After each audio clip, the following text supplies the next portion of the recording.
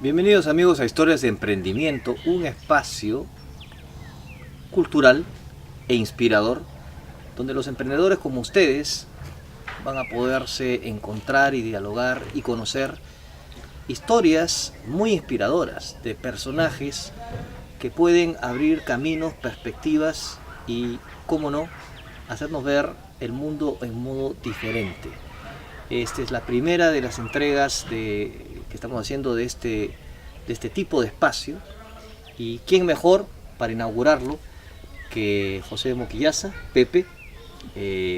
Pepe nos une una amistad ya de varios años. Sí, claro. Y estamos en un lugar muy especial y quisiera comenzar con eso. Tú me hablabas de la hacienda Quilluay. Estamos en la hacienda Quilluay, estamos en el corazón de la Ica ancestral pisquera.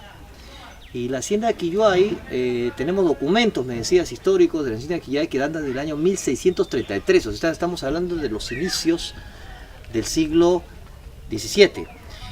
Entonces, 400 años después, tu camino de vida, y vamos a hablar de tu vida en un momento, se encuentra con la hacienda Quilluay. ¿Qué pasó? Mira, y unos años antes, ¿no? La ciudad de Ica se fundó en 1563 por Jerónimo de Cabrera. Es en ese momento donde se hace la distribución de haciendas para los colonos españoles. Y el primer documento que hay de esta hacienda es de 1633, pues bastantes años después, ¿no? O sea, 70 años después. O sea que la hacienda data de esas fechas. ¿Por qué es tan importante? Porque toda la zona norte de Ica, cercana a la cabecera de aguas, donde nace el río Ica, es donde estuvieron las haciendas coloniales y donde existen hasta ahora los hornos de botijas que se han preservado sin funcionar, pero existen, y donde funcionaron las grandes bodegas pisqueras. Y bueno, yo cuando comienzo mi emprendimiento pisquero de Inquebrantable, se definió como la búsqueda de la mejor uva quebranta que pueda haber en el mundo, esa ilusión que nunca quieres alcanzar, que te obliga a pasear por todo el valle y a buscarla, y a seguir buscando, pero eso me llevó por muchas bodegas también. Y quiso la vida que hace 5 años vine a Quilluay para destilar aquí, por primera vez, un Inquebrantable, y conocí a Ricardo, al dueño de Quilluay, Ricardo Medina, y Ricardo conversamos 15 minutos y me sucedió lo mismo que me pasó con Matías Michelini un año después, que es, tú hablas con alguien y entiendes que la ve. O sea, que todo lo que tú has dicho, él lo ha proyectado al futuro y se genera una relación de confianza y de afinidad importante. La química personal es importante. Pero la visión, o sea, una química con visión. No basta con llevarte bien, sino que él vea lo que tú has proyectado. Y entonces esto fue muy interesante porque nos entendimos muy bien. Y Ricardo me dice, ¿y tú dónde has estudiado? Bueno, soy un MEDEX 2000 del lado de Piura. Yo soy del 99. Teníamos el mismo formato de revisión y pensamiento analítico. O sea, otra vez la química. O sea, la química, pero con visión, ¿no? Al año siguiente conocí a Matías Michelini en Argentina y sentí exactamente lo mismo. Yo llegué 3 horas tarde por una nevada a un almuerzo donde él me había invitado.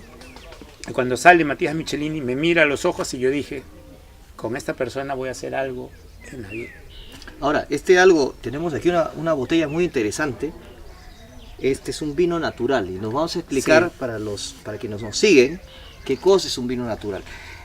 Pero esta botella tiene una etiqueta y aquí este vino se llama Mimo, es Michelini y Moquillaza. Correcto. Y este es un vino natural que es el que estamos degustando en este momento y como pueden apreciar, los televidentes, este es un producto muy especial. Tiene un color especial, un aroma especial y un sabor muy especial.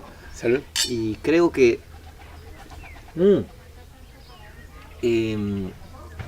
quisiera que nos expliques algo que yo encontré muy inspirador, porque yo a ti te conocí en una escuela de negocios donde compartimos muchas experiencias profesionales, pero es un negocio muy diferente a lo que estás haciendo ahora. Y yo sé porque te conozco, que has sido una persona muy importante, has desempeñado cargos muy importantes en el sector público, en el sector de transportes de nuestro país. y ha sido pues un personaje, un profesional de mucho éxito en Siemens, que son trabajos de ensueño para cualquier profesional. Entonces, ¿cómo un personaje que tiene tanto éxito, tanto en el sector público como en el privado, en nuestro país, tú hubieras podido pues, tener una carrera de estas envidiables? ¿Cómo es que ahora estamos en Quilloay y estás haciendo un vino natural y un pisco inquebrantable, del cual hablaremos después? ¿Qué pasó? Bueno, el lugar donde naces te define. Yo soy un convencido de eso, ¿no? Me tocó nacer en Ica, nací en Ica, que es como haber nacido en la Toscana, o haber nacido en Mendoza, o haber nacido en Bordeaux, o haber nacido en Jerez. Y al igual que los niños jerezanos, bordoleses o toscanos que crecen hablando de sus vinos, en Ica se crece hablando de pisco. La vida gira en torno al pisco en Ica. O sea, es genético. Es genético. Las uvas las llevas en la sangre. Aquí se llevan. Aquí. Y todas las conversaciones terminan hablando de pisco y comparando los piscos de tu papá, de tu mamá, del vecino. Todos tenemos algo que ver con el pisco en Ica. Y entonces el sueño de un niño es ser un pisquero. Pero este niño pisquero, la vida me llevó. Yo he sido un afortunado, creo yo. Me esforcé, pero he tenido también una estrella que me ha llevado a hacer una carrera interesante, ¿no? Yo me fui de Ica, trabajé en la Bolsa de Valores de Lima, habrían abierto una oficina aquí, me tocó ganar el concurso. Trabajé para una firma emblemática de Ica que se llama Chocolate Selena, para toda la expansión en Lima. De ahí fui contratado por una firma de marketing muy importante, Lerner Consultores, una boutique, real boutique de estudios de mercado. Y de ahí vino una firma alemana que se llama la DE Consult, la Deutsche Eisenbahn Consulting, a hacer todo el trabajo de due diligence para la privatización de Nafer, que finalmente fue una concesión. Y yo fui asignado a ese proyecto por Lerner Consultores. Me fue bien, tan bien que después de 2 años la DE Consult le pidió a Lerner Consultores que yo pase a formar parte de su equipo. Claro. Y pasé a trabajar para la Deutsche Eisenbahn Consulting, y eso me llevó por toda América Latina, trabajando en el desarrollo de proyectos, ¿no? A nivel de alcaldías, de gobiernos regionales, de gobiernos centrales. Vendíamos soluciones de ingeniería, vendíamos sistemas de estudios para sistemas de transporte urbano, para sistemas de transporte de carga, para transporte interurbano, todavía recién algo de alta velocidad. Pero el sistema alemán formativo es muy importante porque te hace, la forma es la transmisión. No existía el vocablo coaching aún, pero se hacía. Yo recibía a mis jefes 3 veces al año. ¿Estamos hablando de qué años para los que nos En el año 97, 98, 99, hasta el 2000. Hasta el 2000, ¿no? A caballo del siglo presente. Exacto. Entonces ellos venían, yo convivía con ellos siempre una semana. Luego 2 veces al año tenía que viajar a la oficina sudamericana que estaba en Buenos Aires y convivía con ellos otra semana, y 2 veces al año me iba a Alemania, donde convivía con el gerente de proyectos internacionales y me llevaba sin hablar alemán por toda Alemania a todas las reuniones y me explicaba. No existía la palabra coaching, claro, pero era un tema formativo muy importante. Ingresé a estudiar esta maestría en la Universidad de Piura, el MEDEX, que me hizo ver, sin que me diga mi matriz, de que ellos les tocaba desinvertir en el Perú y en América en general, porque había un ciclo expansivo de proyectos en Asia. Y toda la alta ingeniería se había redistribuido hacia Asia, ¿no? Entonces yo me di cuenta rápidamente que mi empresa iba a desinvertir, y sucedió así, ¿no? Hubo un momento en que me llamaron y me dijeron, tenemos que irnos de América, y yo pregunté por qué, y me dijeron, bueno, a lo alemán, ¿no? En América se habla de proyectos, en Asia se hacen. Entonces tenemos que irnos. Una pequeña diferencia. Una pequeña diferencia, ¿no? Entonces usted tiene una posición con nosotros en Corea, o sea, es bienvenido. Nos vamos a Corea. Bueno, hay que hablar, yo me había casado ya, el 98, hablar con mi esposa y no era posible, ¿no? Porque por diversas razones, pero fundamentalmente que no, el idioma, la distancia, era muy complicado. Lo planteé nuevamente y me dieron otra opción que era en Polonia, pero el clima es muy duro, es más cercano al continente, pero igual. Y nuevamente me tocó decir que no, entonces un alemán no puede esperar toda la vida. Entonces me dijeron, bueno, entonces Pepe, usted queda libre, tiene todas nuestras cartas de recomendación y y algún día volveremos a América y usted estará con nosotros, ¿no? Entonces ahí paso a trabajar ya, no solamente en transporte, sino en el área de infraestructuras. Paso al sector de agua potable y alcantarillado. Mi tesis de maestría fue precisamente una tesis sobre concesiones en el sector saneamiento, que fue muy buena, ¿sí? Me trajo bastante y me trajo trabajo.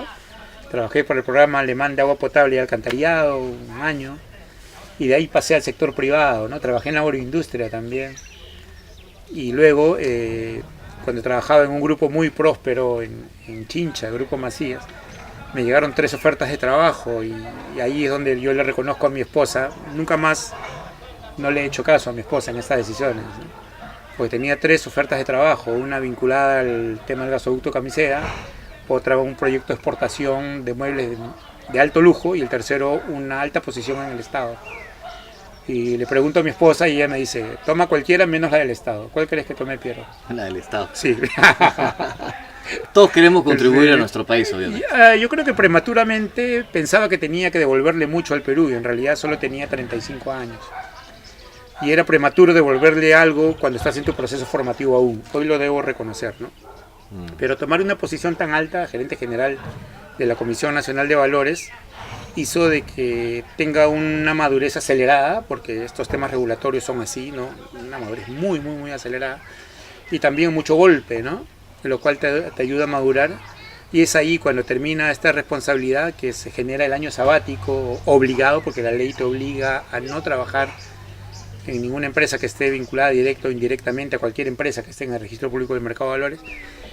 Y digo, ¿y ahora qué hago? Es un año, y tenía la opción. Yo había ingresado, había terminado mi MBA bien, y había ingresado al doctorado de SADE en Barcelona. Tenía con ESAN un convenio, que había sido admitido, pero demoraba 4 años y tenía un costo alto y me obligaba a viajar. Entonces, conversando con mi esposa, ahora sí le hice caso, me dijo, muy largo, hay que ver otra opción de corto plazo. Y es ahí donde vuelvo al PAT, a la U de Piura, y pregunto, ¿no? Siempre están ellos, son buenos amigos, y uno de ellos me dice, pero un año nada más, ¿cuál es tu sueño? Ser pisquero. Es más, yo la tesis quería hacerla de pisco, y me dijeron que no, que yo era un experto en infraestructuras y que tenía que hacer en lo que yo sabía. Tenía el sueño siempre que me perseguía. Y me dijo, ¿y por qué no sigues tu sueño? Bueno, hablé con mi esposa y le dije, mira, he hablado en el PAT y me han dicho que siga mi sueño. Y ella me dice, ¿cuánto demora? Un año. ¿Cuánto hay que invertir? 5 o 6 mil dólares. ¿Tenemos ahorros? Para el año. Vale. Y entonces entramos. ¿Qué edad tenías? Yo tenía ya 36 años. Fue como una encrucijada, ¿no? O sigo mi experticia o sigo mi pasión. O sigo mi pasión, ¿no? Pero, o sea, era muy difícil seguir mi tema, mi experiencia, por el lado por donde iba. Entonces dije, bueno, voy a hacer mi sueño realidad y volveré. Y es importante para quienes nos siguen, ¿no? Porque muchas veces nosotros entramos en la trampa de nuestra experticia. Nuestra experticia no coincide a veces con nuestra pasión. Nuestra pasión es un emprendimiento alrededor de lo que realmente hace latir nuestro corazón, hace brillar nuestros ojos. Pero nuestra experticia es lo que nos da dinero inmediato, en el corto plazo. Sí. Entonces eso hace difícil elegir, pero en tu caso sí, elegiste bien. Es que ahí viene la escuela, ¿no? Con Ricardo venimos del MEDEX de la U de Piura, donde te enseñan de que todo lo que tú hagas tiene que tener 2 condiciones, ¿no? Un análisis de negocio y unos números. Si no, son solamente ideas sueltas, ¿no? Ni siquiera son conceptos, menos son proyectos. Entonces, cuando decido ir a seguir mis sueños, comienzo a hacer la investigación de, bueno, ya que voy a seguir mi sueño, ¿en qué me estoy metiendo más de lo que yo ya sé? Y me di cuenta de que había un gran negocio, porque en todas las denominaciones de origen del mundo hay empresas que logran ser las líderes absolutas y cuyos productos, o sea, todas las bebidas vínicas tienen unos niveles de precios que se dividen en los entry levels o los genéricos. Las bebidas premium con un valor más alto, las bebidas super premium, que ya hablas de un múltiplo, los ultra premiums, que ya son un múltiplo del super, que ya no tiene mucho valor respecto al valor fundamental, que es el costo de producción, y los íconos, los cuales los íconos tienen un valor que no está ligado a nada. y tienen un valor per se. Es como decir un cuadro de Picasso. Un cuadro de Picasso, o sea, no importa cuánto le costó, es una Claro. obra de arte y muy pocos lo deben tener. Entonces me di cuenta que eso tenía un gran valor y que había compañías que cuando las denominaciones o las industrias se desarrollan, hay compañías que pagan mucho por esas marcas, porque ellos son capaces, con toda la potencia financiera que tienen, de desarrollarla hasta el nivel máximo que se pueda y rentabilizarla al nivel que tú no puedes, ¿no? O sea, la cultura es un negocio. Si estás en la cúspide de esa pirámide, sí, no hay sustitutos. no hay sustitutos, No hay y sustitutos. es un negocio importante. No hay sustitutos. Es importante que lo entiendan quienes nos siguen, ¿no? Porque a veces en nuestro país, como en otros, lo que es cultural a veces se malinterpreta como algo donde no hay dinero. No, sí hay. ¿No? Pero hay dinero. Es que, a ver, de repente no hay dinero, hay valor. Hay valor. Hay valor. Entonces, ¿qué valor? Valor es una palabra simple, pero que tiene una complejidad. El valor tiene aporte, el valor tiene recepción, y el valor como consecuencia tiene dinero, y puede ser mucho dinero. O sea, el dinero es la consecuencia, no el Exacto, objetivo. no el objetivo. Pero a la base de la pirámide, el dinero No. es el objetivo, porque El- yo exporto. El entry level, El entry level, el genérico. es para generar dinero. Ujú. El valor es para contribuir, recibir y proyectar al futuro. Son dos tiempos absolutamente distintos y decidimos optar por el segundo. Entonces, esta es una actividad donde el nombre del juego, como dicen los anglosajones, es el valor. Es el valor. A ver, hay que tener bien claro que la pirámide no solamente te indica el valor, sino la cantidad de recursos que necesitas para poder funcionar allí. Entonces, para hacer un entry level necesitas producir 10 millones de botellas y hay que tener los recursos para producirlos, financieros, tecnológicos, humanos. Es muy difícil. Solo lo pueden hacer grandes compañías. Si quieres ir a lo premium, necesitas medio millón de botellas. Si quieres ser un super premium, necesitas 100.000 botellas. Un ultra, 10.000 botellas. Y si quieres ser un ícono, puedes estar con 500 o con 1.000. ¿Qué puede hacer un artesano? Si un artesano quiere ser un entry level, que es lo que está pasando en el Perú, están absolutamente equivocados porque van a quebrar o van a llorar. Y si un gigante que hace entry levels quiere tener un ícono, está equivocado, porque no es su lugar conceptual. Entonces, tú me hablabas metafóricamente de dos destilados, digamos, muy conocidos de nuestro país hermano México, Ah, claro. que son similares pero diferentes que en su tratamiento y en su tipo. Uno es el tequila Sí. y el otro es el mezcali. Se Correcto. podría decir que el tequila es más un business case de entry level y upscale quizás, mientras que el mezcali ha seguido más un esquema de top de la pirámide, un juego de valor. ¿Se podría decir eso? A ver, vamos desde abajo. El tema cultural, tú sabes que todo está cimentado, ¿no? Solo existen dos culturas en América Latina milenarias. Dos culturas milenarias, Perú y México. Solo han habido dos grandes imperios precoloniales, los aztecas y los incas. Y solo han habido dos grandes virreinatos, el Nueva España en México y el virreinato del Perú. Y solo hay dos culturas destiladoras importantes, que son la mexicana a base de agave, que era la fruta que ellos tenían, tequila y mezcal. En el caso del Perú, solo una, pisco. ¿Qué es lo que pasa? El tequila logró tener un tejido industrial a partir de la década del 80, del 90, y creció muy rápidamente. Y este crecimiento hizo que se tecnifique y que ingresen grandes jugadores globales, quien rápidamente, así como hicieron crecer el negocio, también capturaron grandes cuotas de valor a través de adquisiciones e inversiones.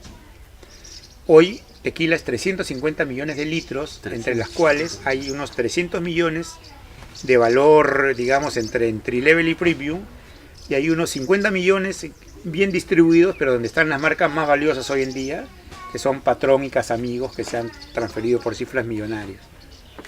Pero en promedio, si tú promedias el valor, es un promedio bajo. ¿Qué pasa con mezcal? No tiene 350 millones de litros, tiene 3. Es 3 veces más pequeño que el pisco. y no hay oligopolio. Son como 800 productores pequeñitos, cuya legislación, gracias a un visionario que se llama Hipócrates Nolasco, hizo de que todo lo que se consideraba un defecto para la gran industria fuera considerado un atributo. ¿Cuáles eran estos defectos? El sabor de, por ejemplo, la combustión en barro, los toques de fermentativos, el color no muy clarito, ¿no? El no uso de aditivos, el no uso de preservantes, que daban matices que eran en la industria del tequila no muy limpios. En el caso de mezcal eran heterogéneos. En el caso de mezcal la diversidad es bienvenida. Claro. Y todo se normó como tal. Entonces, ¿cuál es la consecuencia? Que de los 3 millones de litros que producen exportan 2. Y los valores son crecientes. Crecientes, no para de subir. Una botella de mezcal hoy promedio se vende FOB $20. Entonces el business case al final del juego, tú estás teniendo un volumen de ventas similar, pero con una base de volumen muy pequeña. Entonces el pisco, comparado con el otro. El pisco ha querido ser, desde mi punto de vista equivocadamente, un líder de costos. Ajá. O de repente alguien que haga bebidas premium. Pero mezcal hoy te hace evidente, no necesitas ser muy inteligente para ello, de que las industrias de gran profundidad, con cientos de productores, tienen que buscar la maestría en la artesanía y buscar valores altos. Ahora, ¿dónde está la clave? ¿Quién es el market maker? O sea, un artesano sabe destilar, no sabe comercializar, no conoce el mundo. Entonces ahí entra la figura, lo que se llama merchant en Inglaterra, en Francia, y le dicen marquista en mezcal. Ajá. Alguien experto que conoce los canales, conoce la cultura y llega y paga precios justos a pie del alambique, al pie de la falca. ¿Y cómo llegas tú a la conclusión, Pepe, que la ruta futura del pisco, al menos en lo que respecta al emprendimiento, si podemos llamarlo así, que tú estás llevando a cabo, creo que es algo mucho más que eso, tú lo llamas recuperación de culturas vivas? ¿Cómo llegaste a la conclusión de que la ruta futura del pisco, al menos a la moquillaza, debe ser más la ruta trazada por un mezcal que la ruta trazada por un tequila? Por la estructura misma de la industria, ¿no? O sea, hoy las grandes empresas peruanas les llamamos grandes, con 500.000 de litros, y son unos bebés de pecho en tequila, ¿no? En tequila un gran jugador hace 50 millones de litros, ¿no? Entonces no somos grandes, no hemos dejado de ser pequeños. Es casi como que naturalmente estamos conllevados a jugar ese juego del valor. Tenemos que jugar el valor. Top de la pirámide. No somos buenos para los costos. Háblame un poquito ahora de cómo estás jugando ese juego en el caso de Inquebrantable, que es tu marca de pisco. Top, por cierto, ¿no? Sí. En algún momento lo hemos visto en el restaurante Central y en algunos de los mejores lugares de culinaria, ciertamente en el Perú. ¿Cuál es la visión?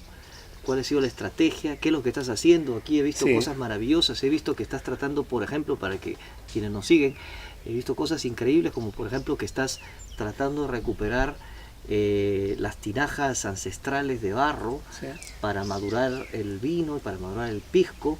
Estamos tratando inclusive de madurarlos en estos toneles de barro que alguna vez se usaron en la antigüedad.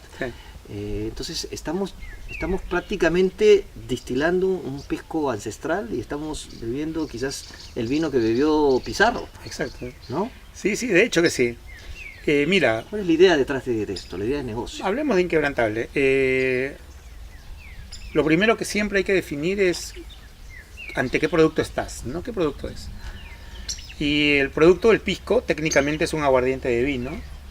Para la gente que está en el mundo de la coctelería es un insumo. Para la gente que está en la gastronomía es un cierre de comidas elegante. Para otros es un insumo de mezcla. La gran pregunta, y esto va para todos los emprendedores, es ¿tu producto qué es para ti? ¿Ya? Eso lo tienes que tener muy claro. Y alguna vez me preguntaron ¿qué es el pisco para ti, Pepe? Y yo respondí que era mi sangre, que eran mis lágrimas, que era mi sudor. Si eso es el pisco, ahí recién para ti puedes trazar una visión. O sea, es tu esencia esencial. Es mi esencia. somos millones de moléculas de pisco. Entonces, si eso es para ti tan interior, ¿cuál es tu visión? Y la nuestra es muy clara, ¿no? Queremos ser el mejor pisco del mundo. Y como solo existe el pisco en Perú, bastaba con ser el mejor pisco del Perú. Y como el mejor pisco del Perú es el iqueño, bastaba con ser el mejor pisco de Ica. O sea, mira, los sueños no están tan lejanos. Pero para ser el mejor del pisco de Ica y del Perú y del mundo, ¿qué hay que hacer? Y ahí viene la pregunta, ¿no? Hay que investigar en la historia. Ajá. ¿Cómo se hacían antes? Investigar en la historia. En la historia. Más que en el mercado. No, en la historia, ¿no? Para ver cómo se hacía y por qué logró tanta notoriedad. Y entonces resulta que los piscos en la antigüedad se hacían con cosechas muy tardías. ¿Y por En qué? abril, para lograr la máxima cantidad de azúcar presente en la uva, y esa cantidad de azúcar se convierte en alcohol muy noble. Ajá. Ya había una razón para eso. También la historia te dice que las combustiones eran muy largas, 12 horas como mínimo 12 horas. 12 horas. En el alambique. en el alambique. Ahora las combustiones son de 4 o 5 horas. También te decía que las parras eran de pie franco, ahora hay con portainjertos. También te decía que la productividad de la uva no era muy alta, era baja. Ahora quieren sacar como sea los volúmenes. Te decían que se usaban fundamentalmente uvas criollas. Ahora la gente está usando mucha uva aromática. Y entonces dentro de toda esta investigación yo me di cuenta de que en realidad había que hacerlo como antes. Es decir, parras muy viejas, solo pie francos, nada de portainjertos, baja productividad, la cosecha más tardía posible, todo natural, no existía la química que conocemos hoy en el siglo XVII, destilaciones muy largas y largos reposos. Porque la norma técnica del pisco te da 3 meses para poder venderlo, porque hay una demanda fuerte, entonces se vende en el año. Entonces dejé de investigar un poquito la historia del Perú y me puse a investigar los destilados en el mundo. Y resulta que los drivers, formadores de valor en el mundo de las bebidas destiladas son 2, que van juntitos, que son los años de reposo. Mira los whiskies, mira los rones, todos tienen 12, 15, 18, 21, 25 años, y la cantidad de materia prima que le pones. Entonces, tú pones más materia prima, más valor. Tú guardas más años, más valor. Y el pisco no tomaba en cuenta ninguno de los dos. Y ese vacío legislativo existe hasta ahora. No lo siguen tomando en cuenta, que yo decidí hacerlo yo. Yo voy a poner cada año más uvas en mis piscos, cada vez le voy a dar más años de reposo. Entonces esta es una actividad señorial, aristocrática, porque en modo natural tú me estás diciendo que lo que paga es la paciencia, Sí. la tranquilidad, la espera. Conceptos que van en un choque frontal contra aquella idea de hacer negocios a la que nos han acostumbrado el siglo pasado, sobre todo hacia fines, que el negocio tiene que ser rápido, tiene que sacar la cosa rápido y tienes que crecer muy... No, esto es más aristocrático, en el mejor sentido de la palabra. Sí, no, en el sentido de, digamos, lo estratégico, ¿no? Sí. Es un negocio estratégico, no es un negocio operativo. Si tú entras a este negocio con un sentido operativo, te va a ir muy mal. Porque el negocio está en la formación de inventarios, en la revalorización de los inventarios, en la valorización de la marca y la revalorización de los activos. O sea, yo creo activos de valor, Así es. más que un flujo de caja No, no es agresivo. flujo, no es flujo. O sea, si Ah, estás ok. pensando solo en el flujo, estás equivocado en el negocio, ¿no? Hay que vender vinagre de repente, no pisco. Ya, te Entonces, digo, ¿cómo puedo sobrevivir en el corto plazo? y en el mediano con un plazo? portafolio de productos. Ese es otro vacío que nosotros encontramos y es lo que me llevó al vino, ¿no? Al vino. ¿Qué pasa? Tú vas a Jerez y te encuentras que tienen 6 productos con casi una sola uva, 2 o 3 Jerez uvas. de la frontera España. Jerez ¿no? de la que estás frontera hablando. España, donde vino nuestra colonización. Los colonos que en Ica fueron andaluces. Entonces ellos tienen manzanilla, fino, cream, oloroso, Estamos, amontillado. en Ica estamos gemelados con Jerez Sí, de la sí, frontera somos- prácticamente a nivel yo me incluso sentí en mi casa en genético. Jerez. ¿Eh? Claro. Pero ¿qué pasa? Es el mismo vino con distintos niveles de fortificación con aguardiente, te dan 6 productos distintos. Ok. Y es solo el nivel de fortificación. En Alemania, por el clima, los tiempos de cosecha te van determinando cuánto azúcar tienen los vinos. Entonces tienes desde el cabinet, el seco, y comienzan los subidos de azúcar hasta llegar al ice wine. Ellos juegan con el clima, pero con una uva tienen muchos productos. Y en Ica teníamos un solo producto con 8 uvas. Entonces teníamos un error. Otra pequeño vez error. hay que volver a la historia Y ahí encontramos que en el siglo XVII la segunda actividad económica en el PBI colonial del Virreinato del Perú, después de la minería, era la producción de aguardiente y de vino. O sea, ya en esa época estábamos con una economía quizás La economía del aguardiente y del moderna. vino. Así. Moderna, ¿no? Ya quisiéramos hoy tener una economía así. Sí, éramos los líderes. ¿Y qué sucedió? Bueno, ¿por qué se consumía tanto vino en el Perú? Porque no existía el agua potable. Entonces el Perú necesitaba, además de la ceremonia de la misa, mezclar el agua con el alcohol para prevenir. Era cuestión de vida o muerte. Era cuestión de vida o muerte, ¿no? El vino era la vida, entonces tuvimos una gran industria, pero que en la independencia comenzó un poco la ruptura de las vías coloniales, las vías comerciales coloniales, y es en la Guerra del Pacífico donde definitivamente se quiebran porque las haciendas fueron incendiadas, ¿no? Y después que terminó la guerra vino la reconversión y ya comenzaba la fiebre del algodón, entonces ahí comenzó a perderse un poco la industria del vino. O sea, literalmente nuestra potencia vinícola fue quemada. Sí, fue lamentablemente interrumpida, ¿no? Interrumpida, y solo sobrevivió el pisco por su condición de destilado y su fibra, ¿no? El pisco sobrevivió a todo, ha sobrevivido a terremotos, inundaciones, guerras de todo tipo, absolutamente resiliente, y el pisco siguió, pero el vino colonial, este vino que estamos recuperando, se perdió. Vino la sustitución, como en Argentina, en Chile, vinieron las uvas francesas, españolas, los nuevos clones y las nuevas bodegas. Las bodegas comenzaron a sembrar y a hacer ese tipo de vinos. Pero este vino de uvas criollas de la colonia, nosotros encontramos claramente de que si la economía colonial había sido fundamental, el aguardiente de pisco y el vino, teníamos que hacer vino para tener un portafolio de productos, porque el flujo de caja de un pisco es muy duro. Es muy duro, una botella se abre y no se consume toda, salvo que seas un gran bebedor. La mayoría de la gente la abre y la cierra. Una botella de vino se abre y debe tomar. Pero aún así apostaste por el vino natural.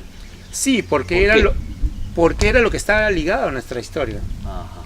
Y las barreras de entrada, por escala y por materia de química, son más bajas. O sea, el portafolio, la estrategia del portafolio es una concesión a la necesidad de sobrevivir financieramente, sí. Más no es una concesión a la esencia de la actividad.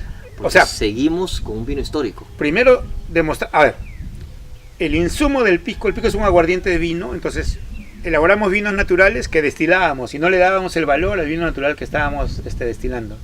Entonces, cuando vemos la evidencia de que ha sido una actividad importante y que no solamente se producía pisco, sino vino natural y mistelas, que son los vinos de la misa de la época, decidimos rescatar también la mistela y entrar a trabajar el vino natural. ¿Y dónde? Aquí en esta propiedad. En una propiedad que data de 1633, que con absoluta seguridad aquí se produjeron vinos naturales, piscos y mistelas. Es la confluencia de la fuerza, la confluencia de energías que te trae. Esto me lleva al concepto de culturas vivas. Tú me has dicho repetidas veces, yo estoy en el negocio, si se puede llamar algo así, de las culturas vivas, de su recuperación, de su identificación, de su compartir, sí, de esta cultura viva con el mundo, ¿no? ¿Qué cosa es eso, la cultura viva? A ver, tenemos el patrimonio material y el patrimonio inmaterial, ¿ya? O sea, el patrimonio material es todo lo físico, todas las ruinas. Tú vas a Egipto o vas a ver en Ollantaytambo y vas a encontrar que hay patrimonio material en buen estado de conservación, pero que es una cultura estática, porque no hay precisamente actividad allí. Es un fósil, es digamos, como un fósil. Cascarón. Pero vas solamente kilómetros más allí y vas a encontrar cerca de Ollantaytambo comunidades vibrantes, exacto, llenas de cultura, el Coyurriti, el Inti Raymi, o sea, los textiles, la chicha, la feria, el intercambio, el trueque, el idioma, las danzas, la tradición oral, esas son culturas vivas. Entonces, ¿qué es lo que hemos querido emprender? Y lo hemos hecho con éxito en un espacio mágico como Quilloay. Pasar ese patrimonio inmaterial, material e inmaterial, a darle vida nuevamente. ¿Qué hemos hecho? Con un poco de humildad. Recuperar la uva quebranta, la reina de las uvas, la única uva mestiza, porque nace de dos uvas españolas, la Listán Preto, que es la negra criolla, y la negra mol, que le llamamos mollar. padre y madre española, uva peruana mestiza, quebranta, la recuperamos. Se pensaba que era una uva para piscos malos. Inquebrantable demostró que la reina de las uvas daba el rey de los piscos. Lo demostramos. ¿Qué hemos hecho también? Hemos recuperado la mistela. La mistela estaba olvidada y gracias a Dios vino por aquí Josep Roca, el mejor sommelier del mundo en el 2014, y él la probó y quedó fascinado y desde entonces está en la carta del mejor restaurante del mundo, considerado 3 veces. Paso a favor. ¿Qué hemos hecho? Bueno, en base a una investigación histórica, recuperar el vino natural de uvas criollas, no de uvas internacionales. Podríamos hacer vino de Cabernet Sauvignon, de Chardonnay, de Pinot Noir, no queremos. Nuestro compromiso es con nuestra cultura, con nuestro patrimonio, con nuestra herencia. ¿Y cuál es el desafío loco que tenemos ahora? Y tenemos aquí una comunión de pensamiento con Ricardo, con toda la gente que trabajamos aquí, que es la recuperación de las botijas. No había cómo recuperarlas y la vida quiso que en un cumpleaños me encuentre yo con un artesano que ni siquiera era peruano, que soñaba con recuperar las botijas. Y hablamos y comenzamos a hacer prototipos de 50 milímetros, 100, medio litro, 1,5 litros. La de 7,5 litros fue un éxito y ahora vamos a tener una de 40 litros para esta campaña. Si esto es exitoso, aquí en Aquilloay habrá un horno de botijas que no solamente nos nutra de botijas a nosotros, sino le devuelva esa condición patrimonial a todas las bodegas, primero del Valle de Ica y luego del Perú. Así miramos las cosas nosotros, ¿ya? O sea, más sólida es la base para nuestros productos, más sólida debe ser la base para toda la industria cultural patrimonial de bebidas vínicas del Perú. Lo interesante es que quien está recuperando aquí nuestra conexión con ese pasado que no dudaría en llamar grandioso, pasado vinícola grandioso, sí, claro, que tenemos acá, comparable con casi cualquier otra nación vinícola del mundo.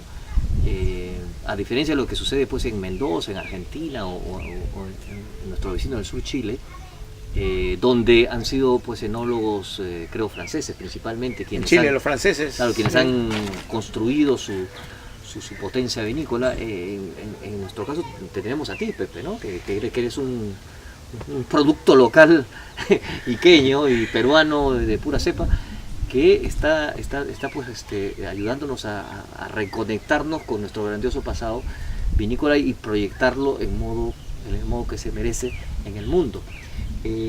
¿Cuál es el sueño acá? Porque has hablado en modo intermitente, pero no se me ha escapado el hecho de que por esta hacienda de Aquilloay han pasado algunos de los personajes vinícolas y sommeliers más importantes del planeta. Sí.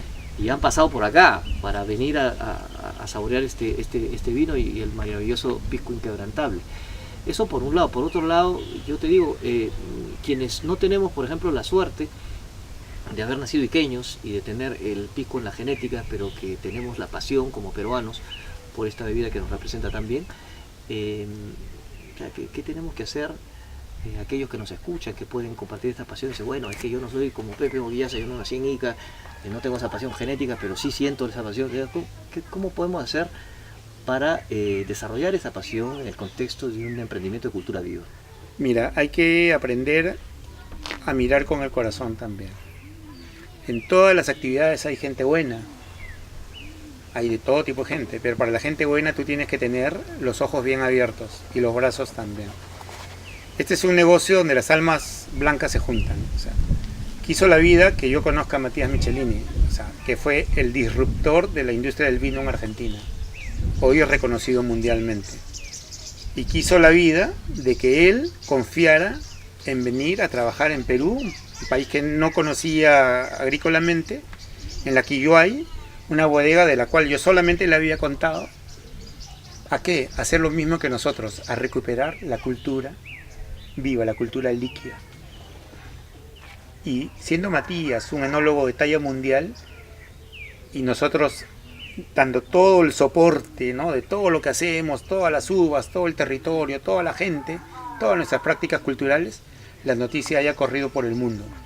Y efectivamente, nuestros productos han sido en el extranjero muy reconocidos, acá en los grandes restaurantes del Perú, en la alta gastronomía, muy reconocidos también, pero han llamado la atención bastante, y aquí efectivamente han venido, no me quieren ver en Lima, La gente cuando llega me avisa que va a viajar y ellos quieren venir aquí, a Quilloay, al Wine Lab, donde se hace mimo, donde trabajan Matías con Pepe, donde está Ricardo siempre dándonos el soporte.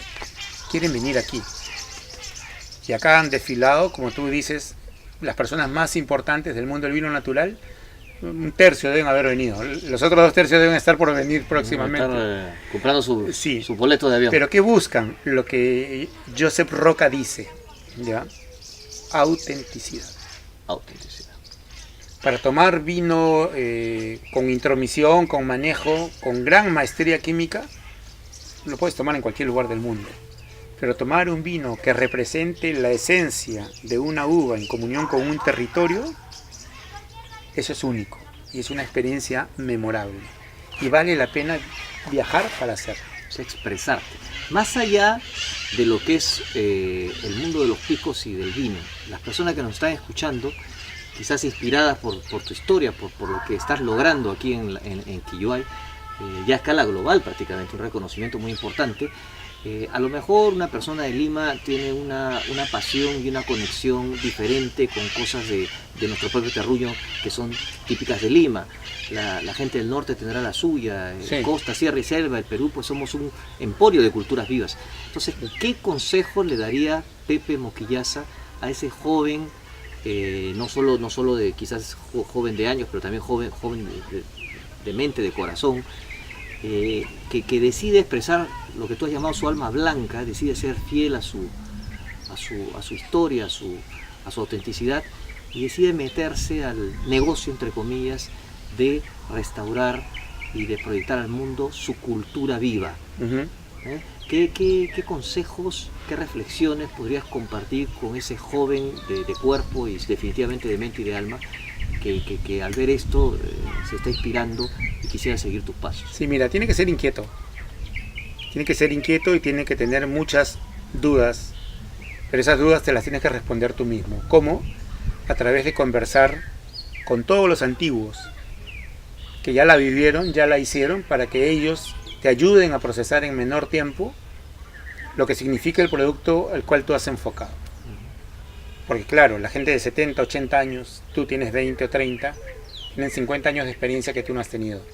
Yo agradezco que todos mis amigos que a los 70 años me enseñaron lo que yo sé, hoy me siento con la responsabilidad de transmitir lo que yo aprendí de ellos. Me Y contabas eso- que eso es lo que vas a hacer acá. Lo que en la vamos a Masía, hacer aquí va a haber una masía pisquera en la Quilloay. proyecto educativo Un proyecto de formación. de formación. Formación de emprendedores, pero que amen su cultura, que amen su pisco, pero cada vez tengan la capacidad de gestión, que lo puedan llevar al mundo. Porque lo que nosotros rescatamos no solo debe ser preservado, debe trascender. Tenemos que buscar la trascendencia. ¿Qué le debería recomendar además de hablar con la gente antigua? Una vez que tenga un bagaje de conocimientos, responder a la pregunta, ¿qué es este producto para mí? ¿Qué representa para ti? Es un trabajo de introspección, De introspección, contigo mismo, una ¿no? especie de quién soy yo. Sí, de repente estás ante el producto equivocado, ¿ah? Y cambias de producto y lo ves mejor, pero si te ratificas que eso es para ti, lo que tú quieres seguir, viene la etapa de la investigación histórica. Porque no hay producto en el Perú, discúlpame, que haya nacido en el siglo XX. De los que yo conozco, todos tienen una raíz colonial, inca o pre-inca. Y hay que llegar hasta el raíz de la esencia y luego buscar la singularidad.